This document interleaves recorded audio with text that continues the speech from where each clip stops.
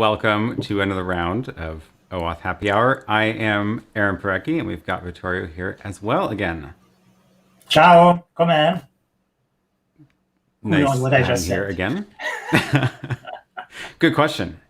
Anybody here speak Italian? We are going to. Go ahead. Sorry. I don't speak any Italian. I speak the tiniest amount of Spanish, not enough to probably even understand any Italian. So there you go. I'll take advantage of that when you least expect it. Oh, thank goodness. Well, in that case, I will just throw some German at you in exchange. You win. So today we are going to talk about all things OAuth. Feel free to drop in questions in the chat at any point. Well, we're always happy to take questions if you're joining us live. If you're not joining us live, you are missing out, and said you'll be just listening to the recap of this. But I also wanted to focus today's conversation on something that I've been talking about a lot this week, since I have been doing several workshops this week. This was one of my busiest weeks, teaching workshops for people. And one of the topics that I always enjoy talking about is in the mechanics of the OAuth flow, how data moves around between different parties. We've got several different things going on. We've got the OAuth client, we've got the OAuth server issuing tokens, handing out tokens. We've got the API that's there ready to hand over data when it's asked, assuming the token is valid. And got to make sure that this is all secure and this is all working well. So how tokens move around and who's trusting who is always a fun topic of discussion.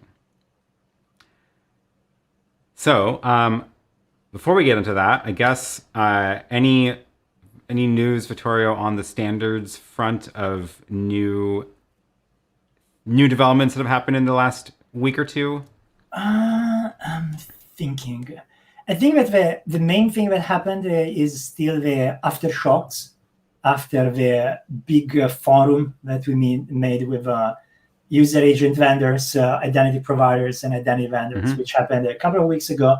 And one of the actions emerging from that forum was the desire to found a new W3C community group, which would bring together under the same tent identity providers, user agents, and identity people, whomever identity people are.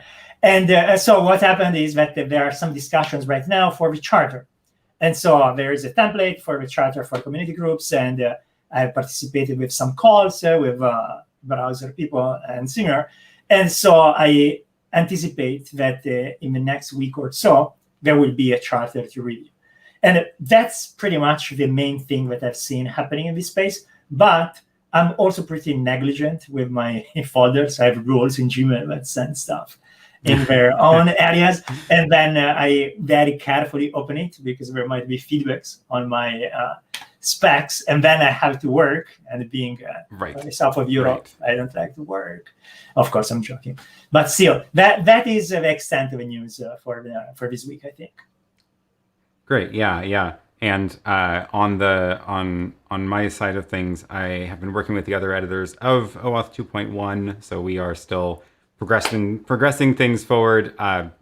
There's no new draft yet. We're still working on just editing amongst ourselves. So we've been working on that. We'll hopefully get an update out soon to schedule the next interim meeting on the actual calendar to have that discussion again. Fantastic. Yeah. Lots of good comments have been coming in about that, though, and we're still processing the feedback that we have received, because there's a lot, and people are very thorough, and we're trying to just make this effort make sense. It needs to be worth it. It needs to actually be a significant cleanup in order to justify the amount of work that it takes to actually push a document like this all the way through. Yeah, I think that this is the classic example of no good deed goes unpunished. That's to say that the idea behind this of let's consolidate, let's do best of, let's give people in a single place all the things that are the most salient was a good idea. But of course, at the moment in which you start opening this thing up, I know I'm partly guilty of that because a lot of the feedback that I provided isn't necessarily about consolidating. It's more about opportunities to clarify. Like you, I spent years helping people wrap their head around this thing, and there were recurrent issues that people stumbled upon while looking at this. And given that you guys are so nice to be touching the language, then there are opportunities to make things better, as in like being more consistent, clarifying certain things that people don't get, having maybe better diagrams, which like the signature ASCII diagrams there are not always easy to parse for mere mortals. So like there's so much scope creep that you guys are so gracefully handling. And I think that the community will be better for your work. So feel good about all the extra work that you have to do. I'm happy to be doing those kinds of cleanup things as well, because the especially now looking back at it this closely, I am realizing how much of the language in it is kind of just out of date in terms of as an industry, we just don't really talk about things that way anymore. And there's just sort of new assumptions that we have now as a general understanding that were not true in 2010. So it's a good opportunity to kind of just modernize the whole thing and make it so that it doesn't seem like you're reading old or weird, or why do they refer to this thing like this all the time. So it's a good opportunity to do that. Yeah, although unfortunately there are limits to what we can do. Like as you mentioned, in 2010, this thing was largely how to teach to a third party to call an API, and so that the user is involved in the picture, and there's no improper moving of credentials to the wrong place. But this thing grew so much beyond that some of the terminology that I'm sure we will touch as soon as we start talking about front channel and back channel, is just odd. Like whenever I talk about client, and there is also a browser involved, and we are talking about SPA, a lot of people that aren't part of our parlance, jargon, and similar, they expect the client to be the browser, because they say, wait a minute, this is the thing which is calling the API. That's the client in a traditional computer science. Whereas for us, which we are like twisted, it's like the client is the thing that gets the token, and it's the client of the authorization server. And the same goes like when you're trying to sign in with OpenID Connect, and the client is the recipient of your token. So wait a minute, is it the client or is it the resource? So those things we want to be able to fix, because the client is the client is the client, so you can't change it. But at least we can help people. Like you can add a bit of a clarifying language saying, by the way, in here, remember that the client is the code running on the server, not the user agent. And maybe adding those little sentences here and there will make the difference between people going deep in the wrong direction, or people saying, oh, wow, those guys are weird, but still understand what's the intent. Yeah, I think that's a great point, and that is actually a great segue into the main thing that we want to talk about today, which is details about how the data does move around, and how these roles are expressed in the OAuth spec and in the flows. So let's how are we going to do this? Let's start with what I've been doing in the workshops. Let me back up. What I've been doing in the workshops is when I'm explaining how OAuth works, what I like to do is demonstrate what's actually happening under the hood and why, more than just show you how to make it work successfully. Because it's one thing to just make your code work. That's great. Some people just want to get that done. That's all good. But if you're actually trying to understand why the code is working, or why you have these what seem like extra steps, it's useful to actually understand the mechanics underneath to see what's going on and why. So the way that I usually approach this is I talk about the implicit flow first as a way to demonstrate how one way for data to move around. so that you can see the problems with it and see where is this one little step where if we add in an extra thing, we can make it more secure. So why don't we start with that? Strategy. That's a very bold strategy. Mostly because go ahead. Mostly it's like I felt the pain when collectively we decided to drop the implicit flow, mostly because I had it in my teaching material, and I basically stopped covering it because I tried to be thrift. How do you say this in English? Frugal with the cognitive resources of the audience. And so if it's something that I put in their head, and then I need to tell them, but now forget about it. Was are not the drones you were looking for? Then I will get I say, like, what if it's the only thing they remember is the implicit flow? So I ruined them for life. So that's why I'm saying a bold strategy. I'm not saying it doesn't work. I'm sure it works. But probably also people that come to a workshop are committed, and so they will think hard about this. And so you can afford to do a kind of like a mental gymnastic. Whereas if you're talking to a larger crowd, people might be doing Slack, doing email, doing Twitter at the same time. Right. So you need to give bright colors. And when I'm doing the shorter ones that are like, I fit everything into an hour, I don't cover it because, if you've only got an hour and you want to get a sense of this stuff, I'm going to show you how it works the right way, and you can explore the rest on your own. But when I'm doing the 3-hour event, I've got more time to explain the concepts underneath.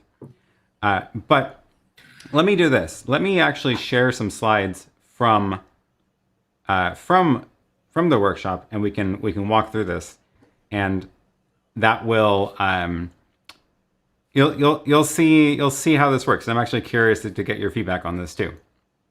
I like the OAuth server with the very post-industrial warehouse Pink Floyd album cover art. Very nice. Very nice.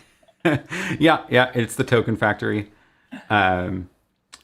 So across the top are the roles, and these are, like we were saying before, maybe not the most clear terms in the world, but this is how OAuth is modeled, and we are kind of stuck with these terms and can't get away from that.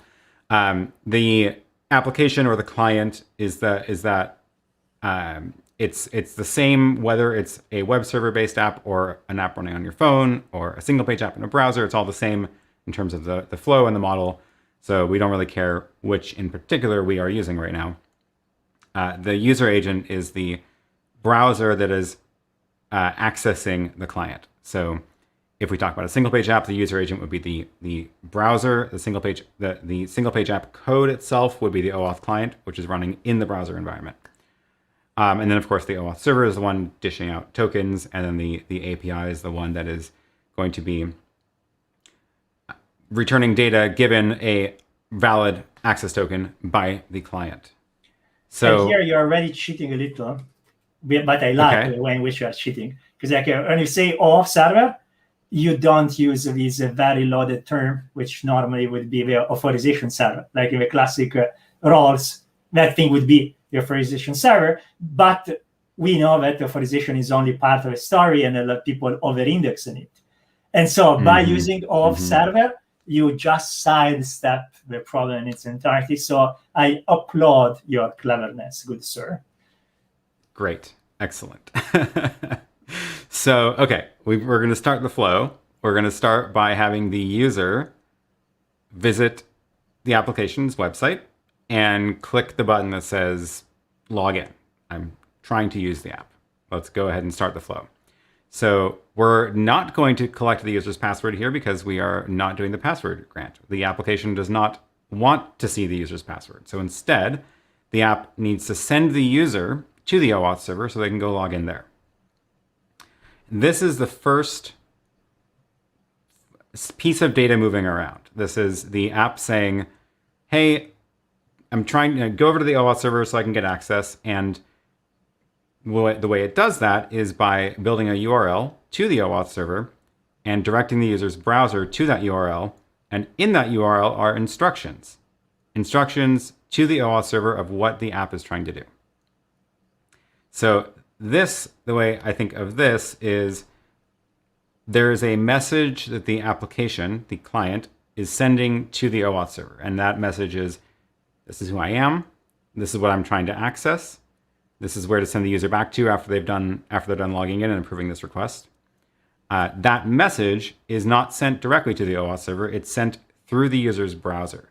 So think of it as one message flowing like that. Okay, then the user lands at the OAuth server.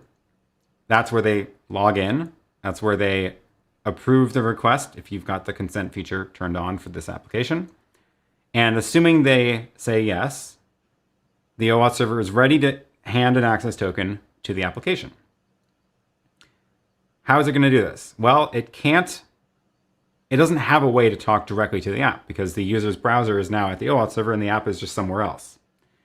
So instead of handing the access token to the app, it's going to give the access token to the browser to have the browser deliver it to the app. So this is the second message being sent. There is an access token sent through the user's browser for the browser to deliver it to the app. And now the app can use the access token to go and make API requests.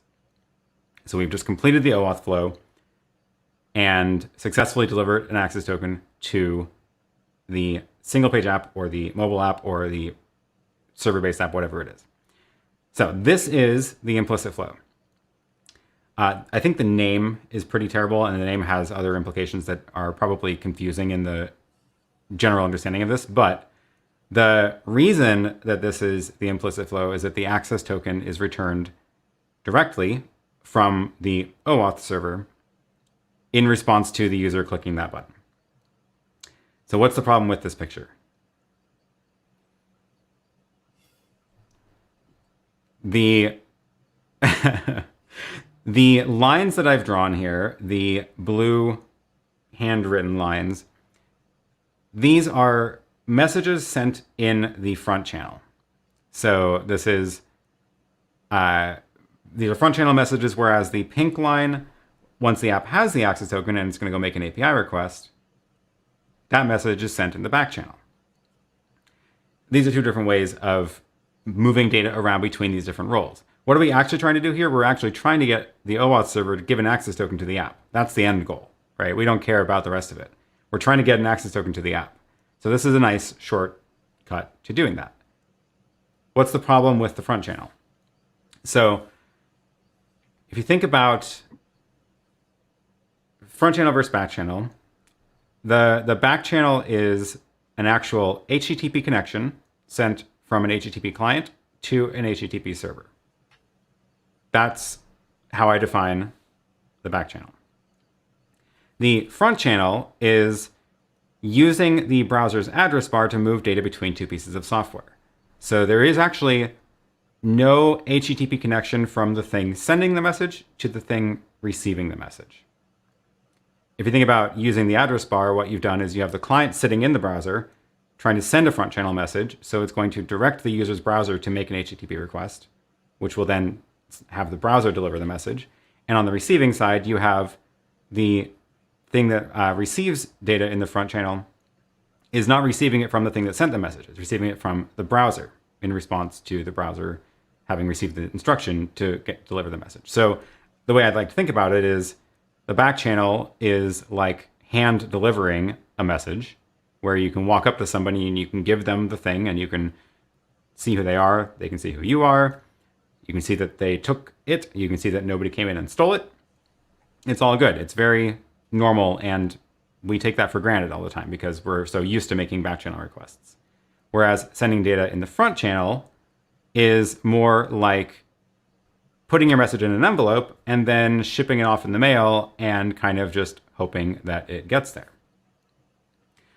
And the reason that I use this example of sending a letter in the mail is because it's easier to picture the problem in that case, which is there's a problem on both sides of the transaction when you're sending something in the mail.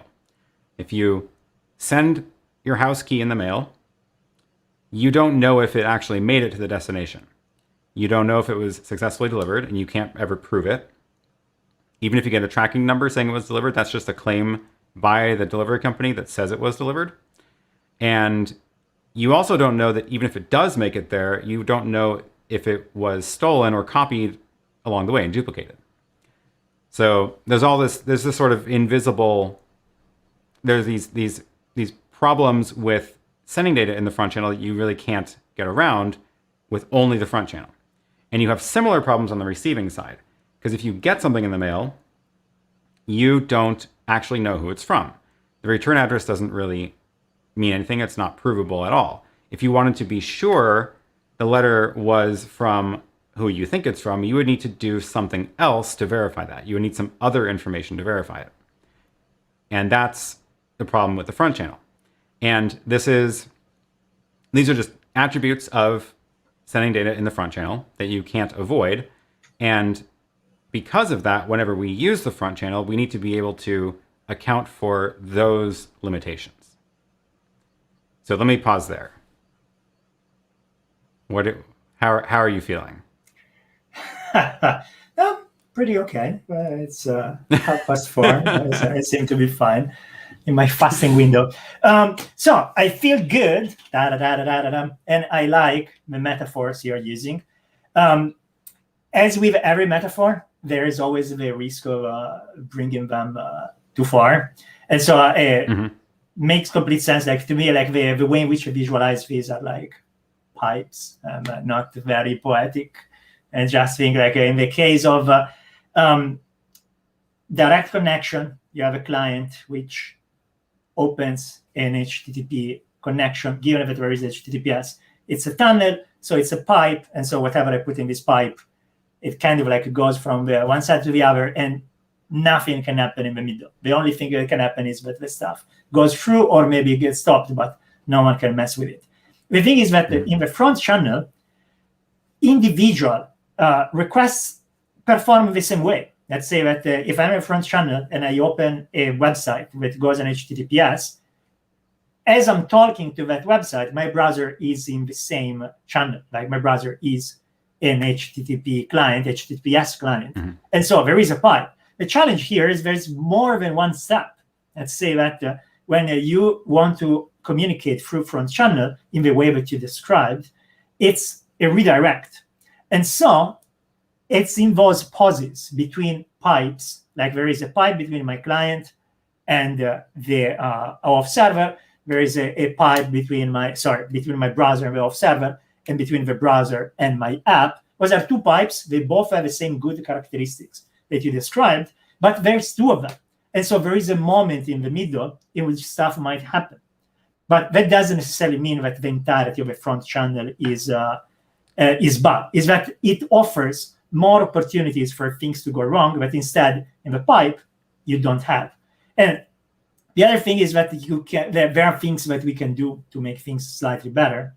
As in your example, when you send stuff by mail, if I send you something, if I give you something to put in your envelope, and I know that I gave this to you, and then once you send me the letter, it's true that once I read the return address, it means nothing. But if I open the letter and inside I find this thing and I say, all right, I don't know what happened to this entire thing, but I do know that at some point in the past, this thing was in the hands of Aaron, because only Aaron could have provided that little piece.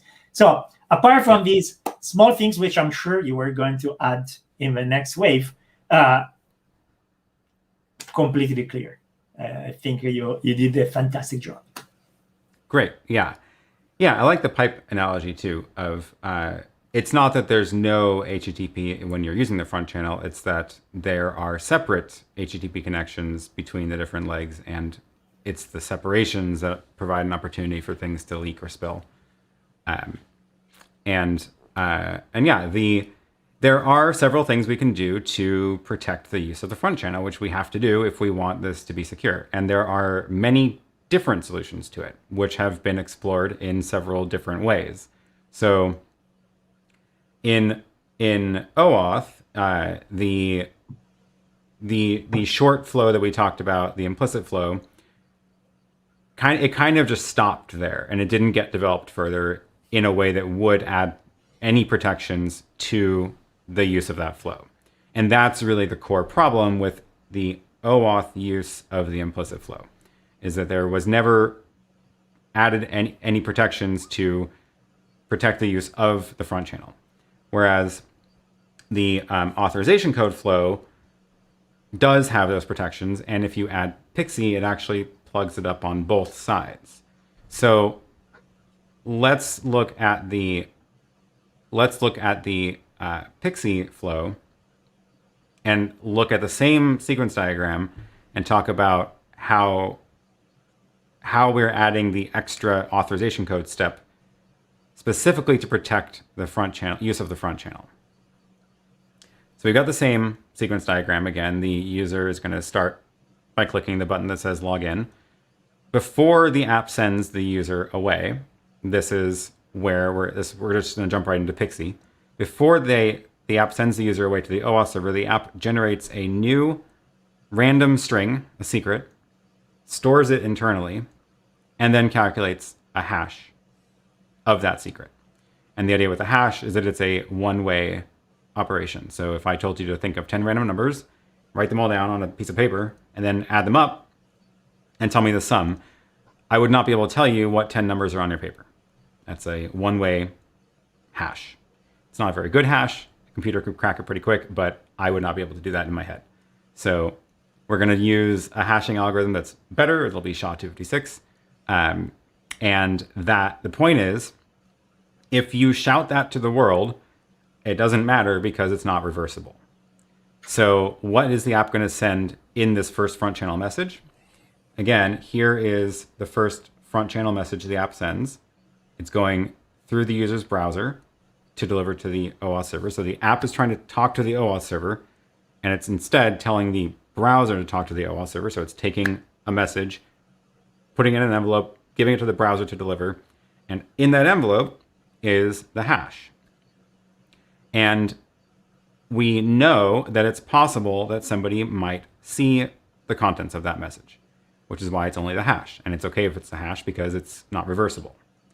Okay, so we're good so far. The user logs in like before, approves the request, and now we've got the same problem on the way back. We want to deliver the access token to the app, but we don't want the access token in the envelope. You wouldn't ship somebody your house key in the envelope. That is not a good idea.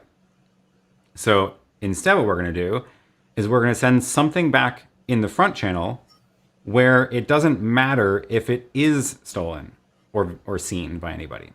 So what we're going to send back in the front channel is a temporary code, just a one-time use, short-lived temporary code. This is like before in the previous flow, this is the message sent in the front channel. And what we're doing here is this by itself is an improvement, because if someone did steal that from that redirect step from the front channel, it couldn't be used for very long. It would be short-lived or it's one-time use. There's those kinds of limitations are all good, but we can do even better because we have that hash. So because the OAuth server saw this hash when it got the request for this temporary code, the OAuth server can keep track of that on its end. And when the app makes a back channel request using that code through that secure pipe, it has to also send the plaintext secret that it made up at the beginning. This matches that.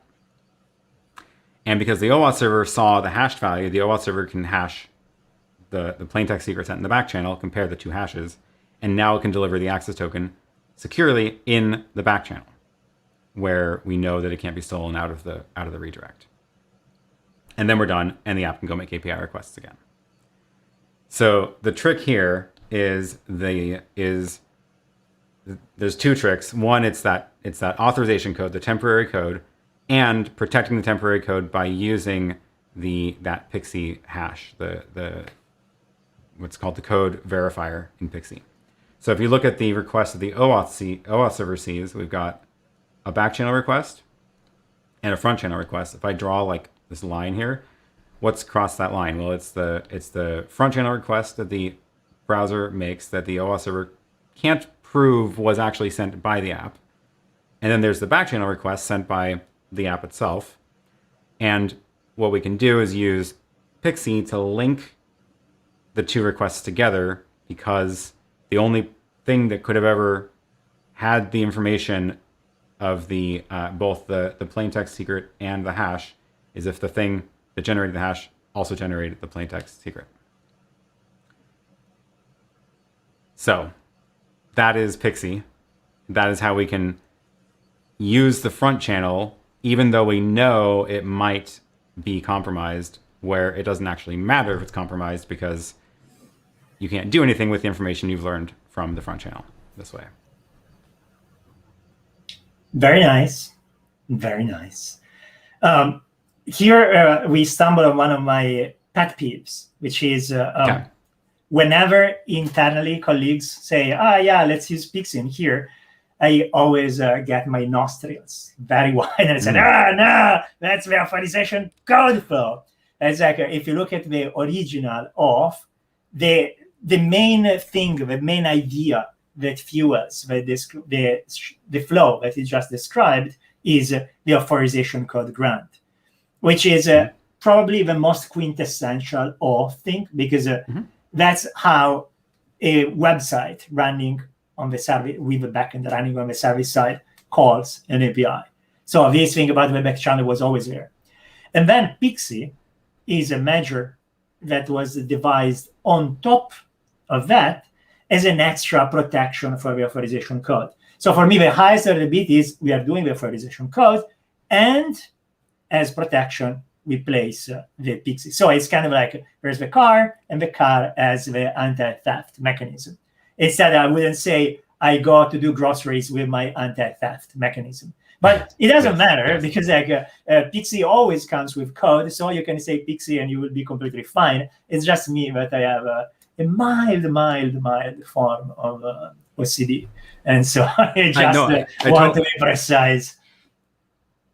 I totally get that. I agree. It's and that's actually one of the reasons that it's one of the reasons that's one of the things we're keeping in mind as we are writing OAuth 2.1, is that because OAuth 2.1 is building in PKCE into the authorization code flow, and that is the authorization code flow in OAuth 2.1, we don't need to call it PKCE. So it actually, if you look at the draft text right now, there is no mention of PKCE in the text. There's the authorization code flow, and that has a parameter called code challenge and code verifier, which are from PKCE. So it's just built in, because it isn't a separate flow. It's not its own thing. It's a mechanism that you add into the authorization code flow to make it secure.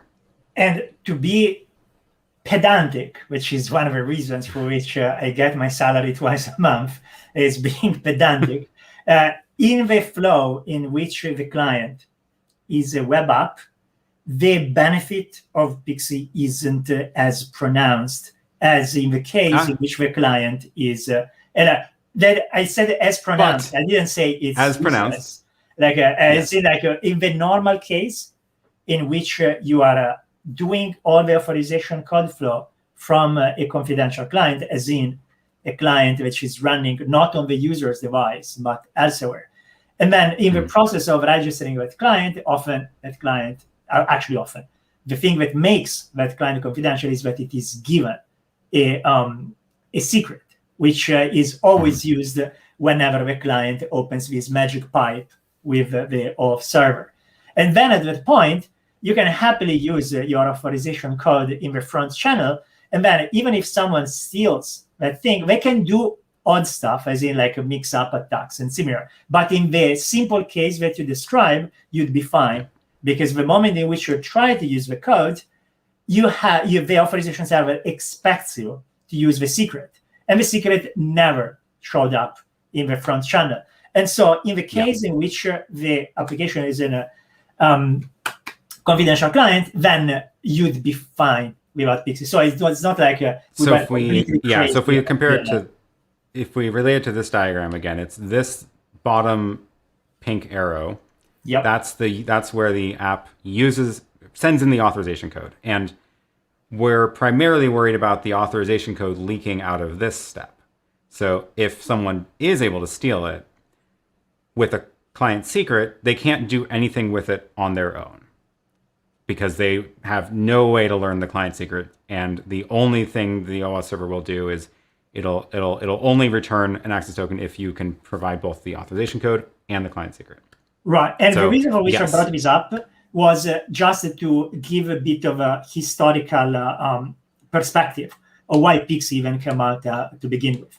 Let's say that confidential clients are those clients that run on the server, but if a client is running on your device, like for example, it's the Uber client that runs on your iPhone, then you cannot really, but let's not get in there. Let's just say that we usually don't deliver a secret together with a client. And so you have to be more careful because the only thing that the client needs in order to get a token is an authorization code. There is before PKCE, there was no other constraint. And the point here is in the first generation of installed apps like Uber and similar, the thing that happened was that all the interactions that required showing UI, even like browser UI, were happening with embedded browsers. As in, the application would have a component that was part of the application in the application memory space, which would render HTML. So not the system browser, something that didn't even show the address bar, just stuff that rendered HTML. And then at that point, the authorization code remained in the memory space of the application. But there were lots of issues with this, as in particular, the application might steal your credentials, and so they might just listen to the keystrokes and steal it. Or you might be already signed in the browser, but when you are using this component, the component could not reach the cookies, which represent your signature, and so you were missing out on the single sign-on. So what happened is that we started telling people, don't embed a browser control in your app. Start using the system browser, which lives on your device, so that whenever your app needs to do something with a browser, you will hop on the system browser, do your thing, and then this thing would, using various mechanisms, return the authorization code to your app. But now we are back to this metaphor of the pipes, but not in the browser, but within the operating system. What might happen is that someone might pose as the browser and then intercept your authorization code, or might pose as your app, or any other mechanism that would allow them to grab the authorization code. Before PKCE and all the mechanisms that you described with the hash and similar, that would have been a disaster. But with the introduction of PKCE, this thing, even if something on device would have stolen your authorization code, they would not have been able to use it. And then Daniel, you, and other big brains discovered that PKCE was useful also for some scenarios in the confidential clients. And so we landed on the place in which we tell people, just use PKCE all the time. Doesn't matter the flavor of the client. But just wanted to make sure Which makes it, because it provides a bit of perspective. If someone followed the story so far, these should connect the dots in the right way. Yeah, it's definitely a lot of history and baggage there, I feel like, and I'm glad that the new recommendation is just PKCE is part of the auth code flow. You don't have to worry about when to use it. But I think it's useful to remember exactly what problem PKCE is solving, because I do see people get confused all the time about, because of the history of it, they think of it as an alternative to a client secret. They think of it in that sense. It's either you do a client secret or you do PKCE. And those are two different problems, and they're actually completely unrelated. So a client secret is the application's way to authenticate itself to the OAuth server, which is very useful if you can do that. And if you can have the client authenticate itself to the OAuth server, you absolutely should. And that's a confidential client. And great, that's fantastic. Do that. PKCE has nothing to do with authenticating the client. The only thing PKCE does is authenticate the specific exchange of the one authorization code. Going back to this diagram, it makes sure that the thing that makes, I'm running out of colors to use. It makes sure that the thing that made this request is the same thing that made this request. That's all it's doing. It's saying, yes, the thing that is exchanging the authorization code is the same thing that requested this authorization code. It does not prove the app's identity. It has nothing to do with authenticating the app. It could be an app impersonating another app still. None of that matters. It's totally irrelevant to PKCE. It's only ensuring that the one request is made by the same, or the two requests are made by the same application instance. And what's more is once the flow is done, once PKCE is done, once the authorization code flow is done and the tokens are issued, PKCE is completely out of the picture. It has nothing to do with anything anymore. So client authentication is still a consideration for using refresh tokens and all of that stuff. PKCE is a different issue. So yeah, I like completely different animals. You are absolutely right. It's like you can repair yourself from a rain using an umbrella or using a house. They are completely different animals, which occasionally might, they are meant to do different things, but occasionally you could use them to a particular spot, but they are not the same. Like PKCE is, you're the same guy who made X earlier on. Client credential is like, oh yeah, you are Aaron. Or actually, Aaron is in app, not Aaron as user. But still, so this is a really good clarification. If they are completely different, they can be useful sometimes for similar things, but they are intrinsically different properties and raison d'être, if you can say that in English. Yeah. And I think that's one of the sort of unfortunate parts about how slowly this all came together in the space is that because this was all developed over the last 10 years and these new pieces of information came to light slowly, there's been a lot of, if you've come into it in the last 3 years, you will have come from a different background than if you have been here for 5 years. So you'll be working with different sets of information. And that's, again, one of the reasons that I am excited about OAuth 2.1, which is just like, let's just set a new baseline. Let's all start from here. And we're going to agree that this is the starting point, and then we're going to build from that going forward. Let me say something unpopular. The way that you described it might be messy, but it's, to me, the life finds a way of a Jurassic Park memory. As in, I like when the universe has things happening, problems, new scenarios, new possibilities, people trying to achieve their goals with their apps, empowering their users to do stuff and similar. And as we learn and evolve and the situation changes, the solutions that we give to people, the solution that people themselves find, and then we step in and provide guidance, they just develop organically, naturally. To me, that's the right way. Like we learned, like PKCE emerged when there was a need, and then we discovered that this thing was useful for more things, and we did it. It's kind of like the urban areas with ramps instead of stairs, which were originally made for people on wheelchairs, which turns out to be useful also when you are carrying a trolley. They were never designed to carry a trolley, but there they are. And maybe the trolleys also came out because of that, because when everything was stairs, maybe it wasn't a great idea to go around with trolleys. So it's evolution, and I love it. It's messy, and occasionally we need to step back and have the poor Aaron, Thorsten, and Dick to spend their evenings creating a new baseline. But this baseline is solid. Whereas in today's landscape, here is the controversial part. I think that often you have people. Oh wait, before we get that, I want to just sort of summarize what you just said again, because I totally agree with it. Which is the evolution of that and the sort of natural growth of how we all think about it is super, super important, and it is absolutely the right way to do that. I'm a big fan of slow evolution, slow changing of these specs. Let's try things, see what works, see what doesn't work. Let's take the good parts, let's throw away the bad parts, and have it grow organically like that. And what we're trying to do with OAuth 2.1 is capture that, is to sort of put a bookmark in that evolution process of, we're saying, here is what has grown organically, here is what we like, here are the things we don't like. Let's stamp that, put a marker in it so that we have a thing to refer to, which refers to this set of functionality that is based on all of this past. Fantastic summary.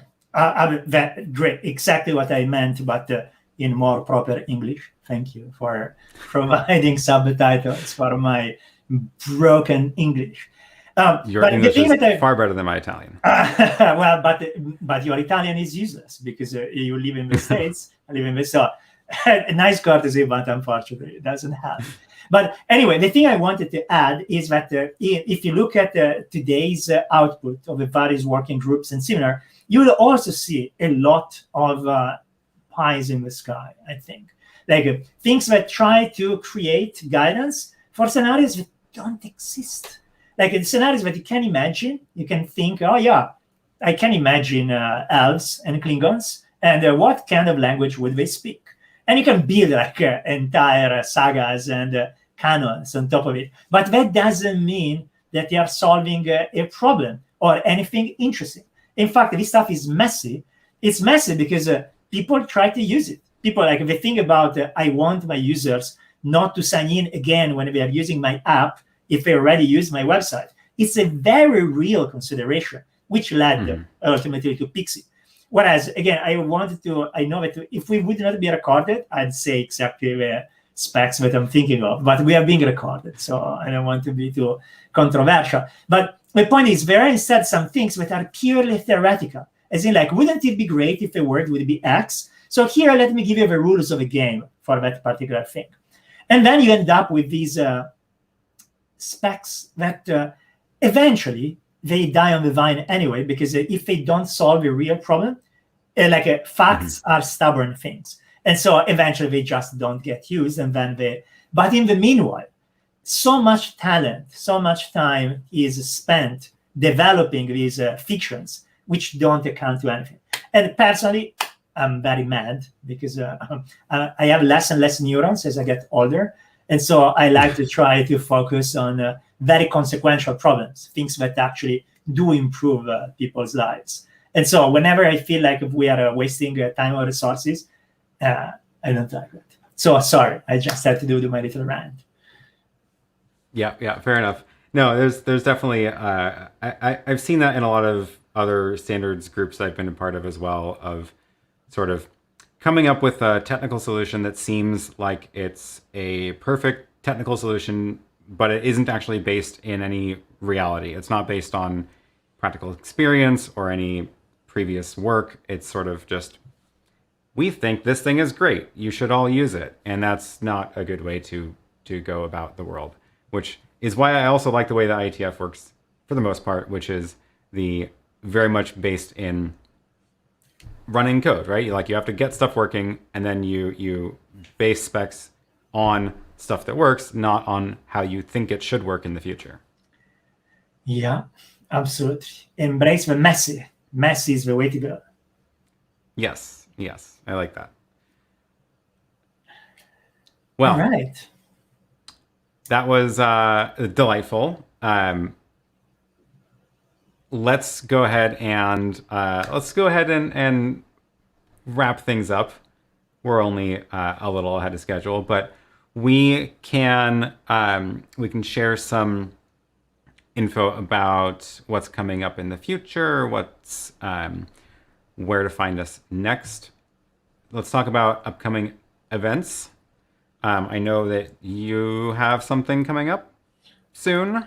I do. In a couple of weeks, actually, at this point, like 10 days, we're going to do Identiverse, which is the first in-person conference I'm going to do after 15 months. Yeah, it's going to be a hybrid experience, which is very interesting because it has the challenges that in 2 decades of doing public events I have never encountered. So there will be a mix of speakers from countries that cannot yet travel, And so they will be broadcasting things live. And people on the premises of the conference, which is going to happen in Denver at the Gaylord, will be able to actually watch these things as they get streamed.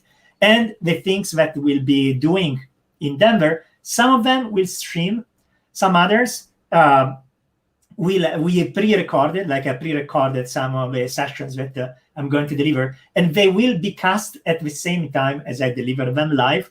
I don't know exactly how the expo will work, but I know there will be an expo. In fact, like we have an amazing swag from Auth0 that I'm looking forward to be able to see the reaction of people once we give them this swag. So it's exciting, but it's not just exciting because of that. I am fortunate enough to be the topic lead for two tracks, the developer track and the architecture and standard track, together with them. And these sessions are going to be extraordinary.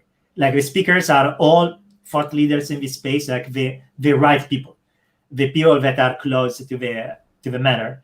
And the content, I bugged them a lot as content lead for all sorts of, and they are amazing. Those will be both informative and entertaining. And so I think that for whomever is lucky enough to be there in person, is going to be a party, even if it's like a business conference. So normally not exactly a bit somber, but I'm sure it's going to be a party. And for the ones virtual, they'll be able to access all the same content. They simply won't be able to join us at the bar in the evening, which are another thing that honestly I'm really looking forward for. So yeah, that is that's the main thing that I'm looking forward for.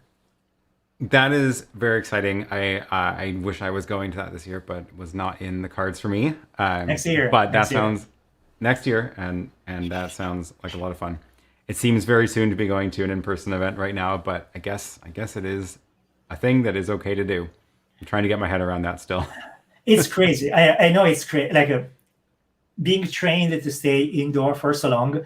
I recently made a flight after, again, 15 months of being grounded, and it was a surreal experience. I am a million miler, Diamond with Delta, all sorts of.